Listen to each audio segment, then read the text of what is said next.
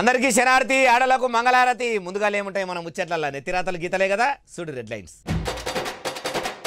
ప్రధాని మోడీ సారు పెట్టుకుండు బయటి దేశం టూరు. రష్యా దేశంలో పీఎంను ఎదుర్కొండు పుతిన్ సారు. ఆంధ్రప్రదేశ్ రాష్ట్రంలో అసలు లేనే లేదట ప్రతిపక్షము. అంత నడిపిస్తున్నదట చంద్రాలు సారుల పాలకపక్షం. ఉస్మానియా క్యాంపస్లో నడుస్తుంది నిరసనల ఓరు. పట్టించుకుంటనే లేడట ముఖ్యమంత్రి రేవంతం సారు. మహిళా మంత్రి సీతక్క అయ్యింది చాలా సీరియసు. తండ్రి బిడ్డల గురించి మాట్లాడేటోళ్ళ మీద అయ్యింది కేసు. ఇప్పటి సంది తిట్టుకునుడు ఉండదన్నాడు బండి. అభివృద్ధి పనులు చెయ్యబోతున్నాడట దగ్గరుండి. దేశ ప్రధాని నరేంద్ర మోడీ సారు మళ్ళీ టూరు పెట్టుకున్నాడు. దేశ విదేశాలు తిరగాలంటే దేశంలో ఉన్న అందరి నేతల్లా ఎవరితోని ఎక్కువైతుంది అంటే ఒక మన భారతదేశానికి ప్రధానమంత్రి అయిన నరేంద్ర మోడీ సారుతోనే అవుతుంది. ఇప్పుడు మళ్ళా ఏ దేశంకు ప్రయాణం కట్టిడు మరి సారుకు ఆ దేశంలో మర్యాదలు మంచిగానే చేసిర్రా చూద్దాం పారి. आता है कि हाँ हम आपको एक स्वागत के साथ साथ सत्कार के साथ किस प्रकार से गर्मजोशी के साथ आपके साथ संबंधों को आगे बढ़ाने की दिशा में हम बढ़ना चाहते हैं, तो निश्चित तौर से ये बेहद महत्वपूर्ण हमारे. వరెవ్వ ఏమా తేజస్సు, ఏమా టీవీ, ఏమా రాజసము, ఏమా నడక.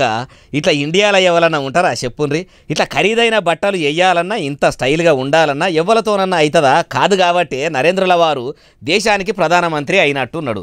దేశ విదేశాలు తెంపు లేకుండా తిరుగుతున్నట్టున్నాడు. ఇట్లా రష్యాలో ఉన్న మాస్కోలో అడుగు పెట్టిండో లేడో దండాలు పెట్టి మర్యాదగా ఎదుర్కొర్రు. అక్కడి పోలీసులు సెల్యూట్లు కొట్టిర్రు. ఎర్ర జముకాన వరిసి ఎంత మంచిగా మర్యాదలు చేస్తుండ్రో చూడుండ్రి. అక్కడి సర్కారు లాంఛనాలతోనే గౌరవ వందనాలు కూడా అందుకున్నాడు. ఇక షాయినీళ్ళు ఇచ్చి పుతిన్ సార్ కూడా నాస్తా గీస్తా మంచిగానే అరుచుకున్నాడట. రాత్రి డిన్నర్ ఏర్పాట్లు మంచిగానే చేసి దావత్ కూడా గట్టిగానే ఇచ్చిండట. మరి ఎందుకు కలిసిర్రు ఏం కథ అంటే రెండు దేశాల నడమ ఎప్పటికీ దోస్తానికి ఇట్లనే ఉండాలి, మీ సహకారం మాకు ఉండాలి, మా సహకారం మీకు ఉండాలి అని ఇద్దరు మాట్లాడుకున్నారట. రష్యా దేశంలో జరిగిన యుద్ధాల గురించి కూడా మోడీ సారు అడిగి తెలుసుకున్నాడట. అదే ముచ్చట ఎక్సులకి ఎక్కిచ్చుడు. ఆంధ్రప్రదేశ్లో పాలకపక్షం తప్పితే ప్రతిపక్షం లేదట. అగో ప్రతిపక్షం ఎందుకు లేదు? ప్రతిపక్ష హోదా మాకు ఉంటుంది. ప్రజల తరపున అధికార పక్షంతో కొట్లాడదామని సచ్చి సర్గాన వైఎస్ రాజశేఖర రెడ్డి సార్ ఉన్నాడు కదా.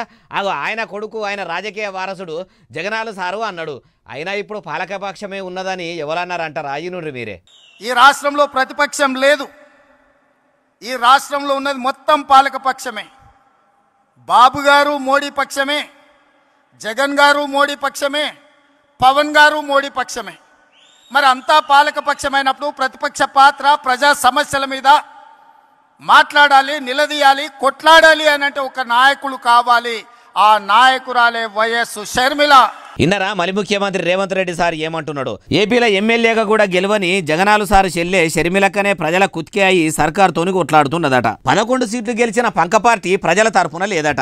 ఆంధ్రప్రదేశ్ లో పసుపు కొమ్ము పార్టీ చంద్రాలు సారు, పంక పార్టీ పెబ్బ జగనాలు సారు, జనసేన పార్టీ పెబ్బ పవనాలు సారు. ఇట్లా ముగ్గురు కూడా ప్రధానుల నరేంద్ర వారితోని దోస్తాను గట్టనే గట్టిరి. ఇక ఉన్నదల్లా ఆంధ్రల ప్రజల కోసము ప్రజల తరఫున కొట్లాడేందుకు కంకర బద్దులు అయి ఉన్నది ఎవరు అంటే వైఎస్ రాజశేఖర రెడ్డి సారు అసలైన రాజకీయ వారసురాలు జగనాలు సారోళ్ళ చెల్లె బ్రదర్ అనిల్ కుమార్ సారోళ్ళ భార్య షర్మిలమ్మనే అని తెలంగాణ సీఎం రేవంత్ రెడ్డి సారు తెగాయించి చెప్పిండు. అయ్యా మీ చేయిపాటిలో ఉన్నదని ఇట్లా మాట్లాడుతున్నారు. అప్పట్లో ఈ షర్మిలమ్మనే కాంగ్రెస్లకు వస్తా అంటే మీరెందుకో ముక్కు సక్కినున్నారు. అధిష్టానం ఆమెకు ఆంధ్రప్రదేశ్లో కాంగ్రెస్ బాధ్యతలు అప్పయ్యేసరికి ఇప్పుడు ఎత్తుకోబడితిరి. ఏ రోటికాడి పాట ఆ రోటికాడ పాడుట్లా మీరు తోపు తురం దార్కారి సారు. అయినా ప్రజలకు నిజంగా షర్మిలమ్మ మంచి చేస్తుంది అనుకుంటే ఎమ్మెల్యేగా ఆయన గెలిపించుకునేటోళ్ళు కదా. ఈ ముచ్చట మీకు తెలియంది కాదు, యాద్ చేస్తున్నాం అంతే అంటున్నారు ప్రజలు. ఉస్మానియా క్యాంపసులో ఉదయించిన కిరణమా వీర తెలంగాణమా, వీర తెలంగాణమా 4 కోట్ల ప్రాణమా అని తెలంగాణ లడాయి లగాంచి నడుస్తున్న రోజుల్లో అర్ధరాత్రి విద్యార్థులు ఎట్లా ఉడికిపోయిరో అచ్చం డిట్టో మక్కీకి మక్కి ఇప్పుడు కూడా అట్లనే ఉడికిపోతున్న కాడికి వచ్చింది. నడిజాము రాత్రి ఆడనే నిద్రలు మాని జాగారాలు చేసే కాడికి వచ్చింది.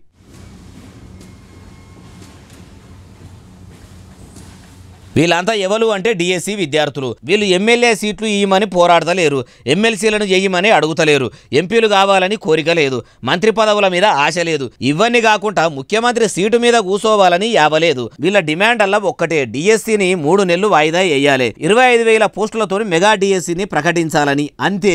ఇవి కూడా మేము ఎందుకు అడుగుతున్నాము అంటే గత ప్రభుత్వంలో మా విద్యార్థులకు చక్కగా న్యాయం జరగలేదు, కాంగ్రెస్ వస్తే మార్పు వస్తుంది అనుకున్నాం కానీ ఎమ్మెల్యేలు పార్టీలు మారుట్లా మార్పు వచ్చింది కానీ విద్యార్థుల బతుకుల్లో మార్పు వచ్చింది లేదు. మా పరిస్థితి ఎట్లా తయారైందంటే తుంటెత్తేసి మొద్దు ఎత్తుకున్నట్టు ఉన్నదని ఉస్మానియాల ఇట్లా సిమ్మన చీకట్ల కూసుండి నిరసన తెలిపే కాడికి వచ్చింది. ఓ రేవంత్ రెడ్డి సారు, విద్యార్థులు కలకలన్న రాజ్యము, స్టూడెంట్స్ శాపనార్థాలు పెట్టిన దేశము ఎన్నటికీ బాగుపడలేదు. కాబట్టి చదువుకునేటోళ్ళ బాధలు అర్థం చేసుకొని మీరిచ్చిన మాటనట నిలబెట్టుకోకపోయినరు. మీ కథ ఎట్లున్నదంటే ఉండగా ఎండబెడితే ఉండగా వాళ్ళే పోతారు అన్నట్టు చేస్తుండ్రు. అసలే తెలంగాణలో రేషం గాల్లోళ్ళు, ఆయనతో మీ కాంగ్రెస్ ను ఉండకుండా చేయగల పైలం సారు అంటూ ఈ ముచ్చటిన్నోళ్ళు. డిఎస్సి అభ్యర్థులు పోలీసుల కాలు మొక్కుతున్నారు.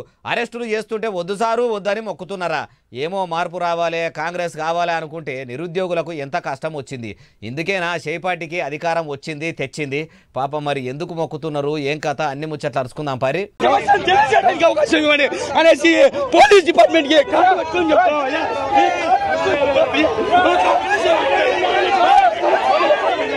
అరే కనికరం కూడా లేకుంటున్నట్టున్నారు కదా కాకి బట్టలు వేసుకున్న పోలీసులు. అయ్యా రక్షక బట్టలారా, మీరు కూడా ఒక పారి ఆలోచన చెయ్యండి. అదే నిరుద్యోగుల జాగల్లా మీ కొడుకులు బిడ్డలు కూడా సర్కారుతోని కొట్లాడుతుంటే మీరు ఇట్లనే చేస్తారా? ఆనాడు రాష్ట్రం కోసం మీ నౌకర్లు పక్కకు పెట్టి ప్రజలతోని సమరానికైనా సయ్యన్నారు. అప్పటి పోరాటమేమో ప్రత్యేక రాష్ట్రం కోసం, అప్పుడు సహకరించిర్రు. ఇప్పుడు కూడా మీ కొడుకులు బిడ్డల సొంటి నిరుద్యోగులు నిరసనలు తెలుపుతుంటే అడుగడుగునా అడ్డుకుంటున్నారు, వాళ్ళని అరెస్టులు చేసి అరిగోసలు పెడుతున్నారు. ముఖ్యమంత్రి సారు పోలీసు మంత్రి సారు కూడా కాబట్టి లా అండ్ ఆర్డర్ కంట్రోల్ తప్పేటట్టున్నది, నిరుద్యోగుల డిమాండ్లాట నెరవేర్చకపోయిండ్రు సారు అని చెప్పుండ్రి. ప్రభుత్వాన్ని మా సమస్య తెలియజేయడానికి కూడా సమయం ఇవ్వలేదు ఈ ప్రభుత్వం. దీనికి కాంగ్రెస్ ప్రభుత్వం కంటే టీఆర్ఎస్ ప్రభుత్వం ఇన్నరా నిరుద్యోగులకు ఒక పారి మీ సర్కారు మీద నమ్మకం పోతే మటుకు కారు పార్టీకి పట్టిన గతి కంటే ఎక్కువనే మీ చేయి పార్టీకి పడుతుంది కావచ్చు. అయ్యా ముఖ్యమంత్రి రేవంత్ రెడ్డి సారు వింటున్నారా ముచ్చట? అన్నమాట మీద ఉంటారని అనుకున్నాము. గత పాలన గలీజు అనిపించే, కాంగ్రెస్ను గెలిపిస్తే మీ ఏలుబడి ఏం చక్కదనంగా లేదు. నిరుద్యోగులను ఇంకా ఇట్లనే ఇబ్బంది పెడితిరా అంటే నిప్పు రవ్వల ఇతరు ఉద్యమాలకు కొత్త తోబోలు వేస్తారు అంటుర్రు ఈ ముచ్చటిన్నోళ్ళు. రోడ్లు బంగుళాల మంత్రి కోమటిరెడ్డి వెంకటరెడ్డి సారు ప్రజా దర్బారు పెట్టిండట. సార్ను కలిసేందుకు క్యాంపు కార్యాలయంకు వచ్చిన ప్రజల బాధలను గోసలను ఇన్నాడట. మరి ఎంతమంది వచ్చిండ్రు? దినం ప్రజా దర్బారు పెడతాడట. ఏం కథ ఏంది అన్ని ముచ్చట్లు సినిమాల మంత్రి చిత్రాలన్నీ కూడా తెలుసుకుందాం పారి. రాజపల్లి గోవర్ధన్ అని వాడు ఈ మాడులపల్లి ప్రాపర్ అంతా లేబరు, వాడు ₹2 తీసుకొని ₹1.5 వేసుకుపోయిందంట వాడు. ఇన్నరా కాయ కష్టం చేసుకుని బతికేలా తీసుకుంటారు. అమ్మలక్కల దగ్గర పైసలు తీసుకొని ఇది ఇస్తాము అది ఇస్తామని ఆశ పెట్టి ఉన్న కాడికి పైసలు ఉడుచుకొని గంపజదిరి పట్నంలో పోయి పడ్డాడట.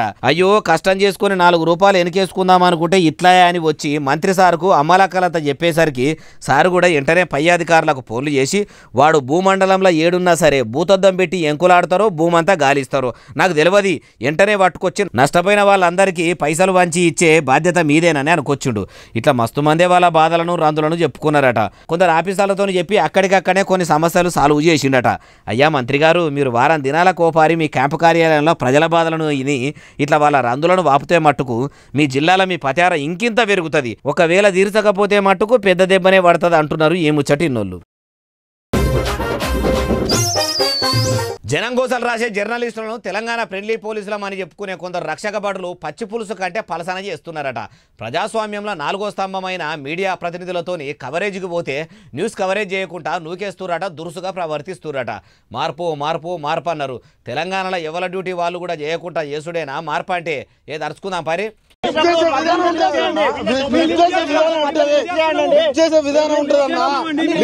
విధానం ఉంటుంది.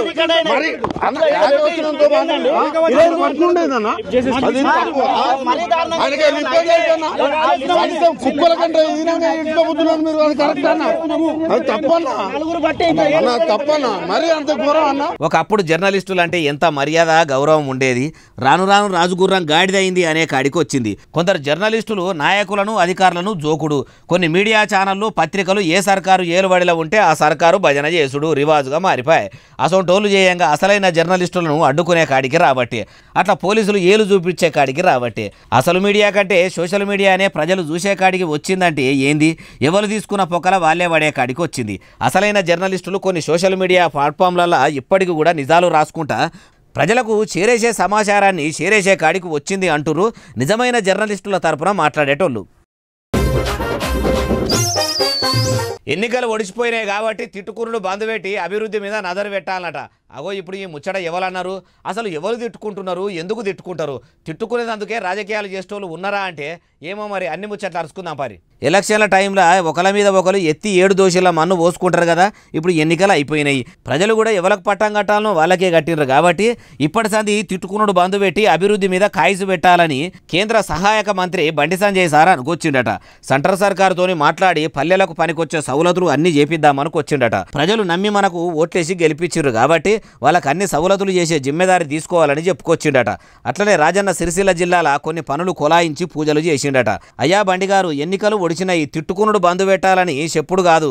మీ కమలం పువ్వు పార్టీ దేశం కోసం ధర్మం కోసం ఎన్నికలప్పుడు తిట్టుకోమని చెప్పిందా ఎట్లా అంటే అప్పుడప్పుడు ధర్మం పక్కకు పెట్టి తిట్టాలని అంటదా ఎట్లా? ఏమో పోండి సారు, మీ కమలం పువ్వు పార్టీ వాళ్ళు ఎవల చెవుల్లో ఏ పువ్వులు ఎప్పుడు పెడతారో ఏం కథనో ఎప్పటికీ ఎవరికి అర్థం కాదంటారు ఏముచ్చటిన్నోళ్ళు. గెలిచిన సంబరంలో బీజేపీ ఎంపీ ప్రజలను పిలిచి పెద్ద ఎత్తున దావతిస్తున్నాడట. దేశం కోసము ధర్మం కోసం అని పొద్దుగాల లేస్తే పొద్దు గూట్లే పడేదాకా నీతులు వల్లించే కమలం పువ్వు ఎంపీ గారే చికెను మటను బోటి కోటలు బీల్రు తెచ్చి దావతి పెట్టిండా అంటారా? వట్టిపచ్చి దావతి కాదు, అది ఎట్లున్నదో మీరే చూడండి.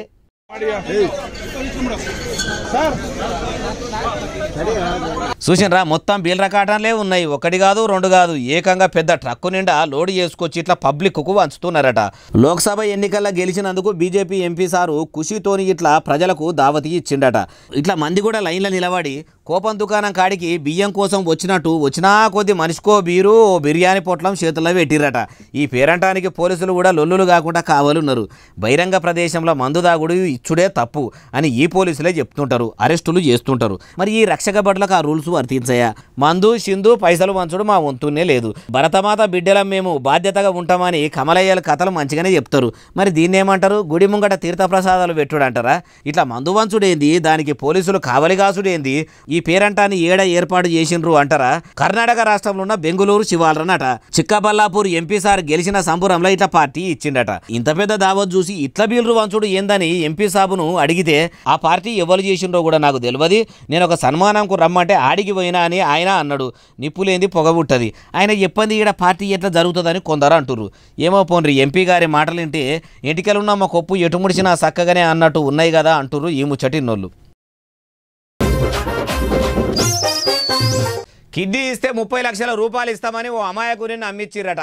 ఆపరేషన్ చేసి కిడ్నీ తీసుకున్నారట. అటెరుగా సిక్కి అసలు కథ తెలిసిందట. పానాలను పనంగా పెట్టి నేను అంత పెద్ద అవయవం ఇస్తే నన్ను ఇంత ఆగం చేస్తారా అని బాధితుడు మీడియా ముంగడికి వచ్చిండు.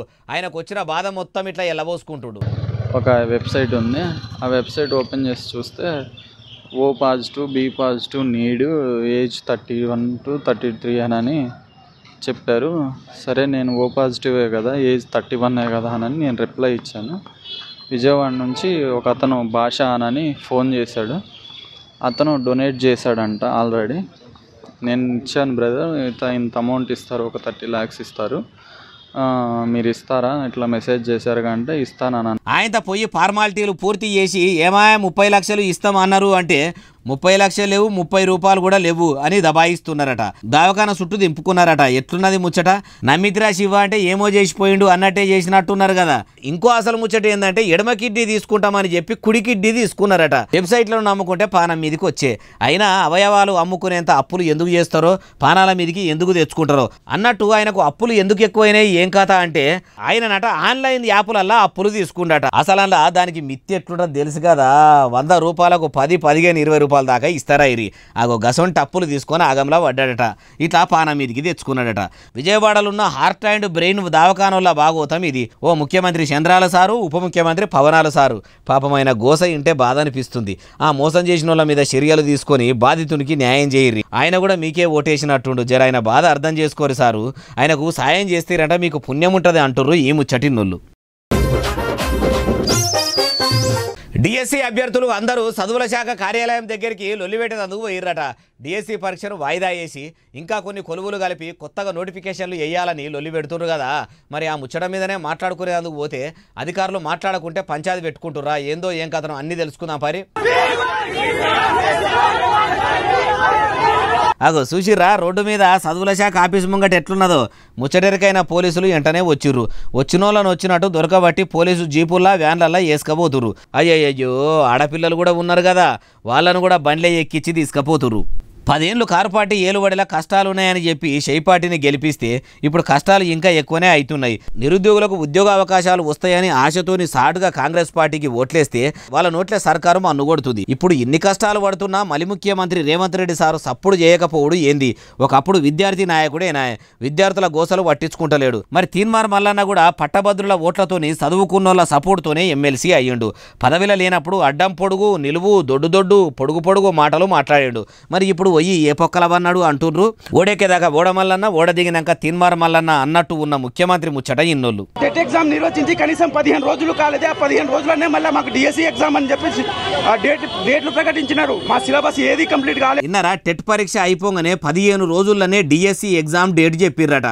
ఇట్లా ఎంటనే పెడితే ఎట్లా చదువుకునేదని లొల్లి చేస్తుర్రు. సర్కారు మమ్మల్ని అర్థం చేసుకుని 2-3 నెలలు టైం ఇస్తేనే మేము పరీక్షలు మంచిగా రాస్తాము.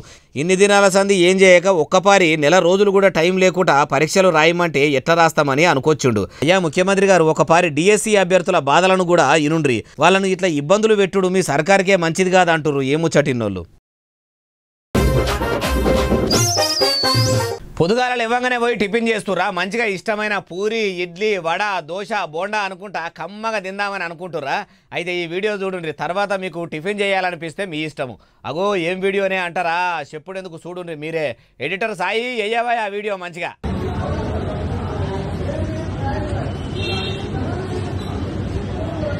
సగం పూరి తిని శాఖానికి పోయిండేమో అనుకుంటుర్రా.